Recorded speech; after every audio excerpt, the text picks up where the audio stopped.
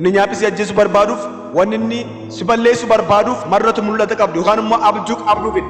Kitaaba uumamaa kana boqonnaa 37 qajeeltuu 18 irratti akkas jedhe atoo inni gamaa gad deemu obboleeyyan isaa agartee duratti jecha mari'attee waan waliin jedhe oobjataan kaayyaa dhufe koota jeemnee reef isaa boltan tokko keessa boomna duuba bineensa nyaati jenna akkanaan waan oobjuun isa dhufu ingarra.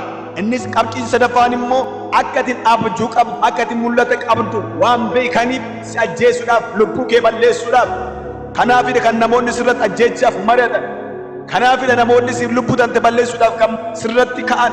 Kanaaf abjuun kan keessan akka galma hin geenye mul'ata kee biraan akka hin baane galma keetiin akka hin baane kanaafidha kan isaan sirratti ka'an kanaafidha kan isaan sirratti mari'atan kanaafidha isaan kan si jibban kanaafidha isaan kan sirratti mari'atan.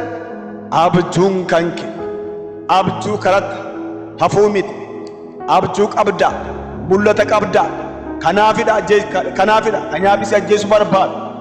Kanaaf abdii hin kutatin.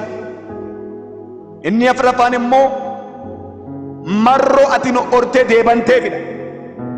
Kitaaba Isaa boqonnaa qajeeltuu 8 irratti dhaqan jennaan namni dhibiin Yuusufuu fuudh hin beekne hayyummaa argatee laf Misrii fide inni waan gosi isaatiin jedhe mee ilaala warri Israa'el kunin yaaddatee irree argate eegar nufa dabsata yoo garii waraanii dhufe warri nyaapa kennafa kalcha nu duraa baqan kanaaf kottaa warra dura warra armatti fuula kanatti yoo nu argin fuula kanatti immoo gumii waaqa kisiin hortu marra hormaata wal qabateetiin gumii waaqa marra hortu akka warri horantan arginaan warri Misrii kun warri kan sodaa eger warri irri argatee nyaapha halcheeti nyaaphi waliin nuha kanaaf hoota akka warri nurri hin caalle akka warri nurri hin eddan akka warri nurri hin baay'an kanaaf ammoo hoota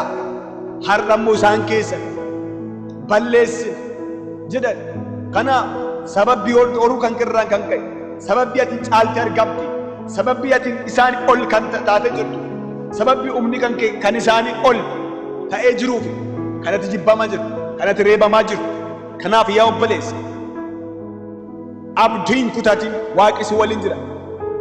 Dubbiin waaqa kitaaba Roome boqonnaa 12 qajeeltuu 12 akkas jedhe abdii qabdanitti gammada rakkin obsa waaqanachuu tabbo cimaa jiru.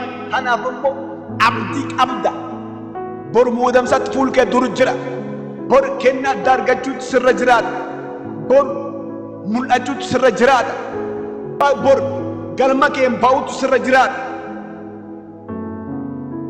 bor humnaan diina kee irra caaluun in jiraata.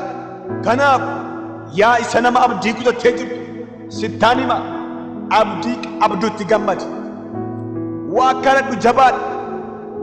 Inni har'a kun borsiif sagaduuf ta'a borsi duratti jilbuuf sii ta'a bor immoo harka kan keetiin dabarfamee kennama.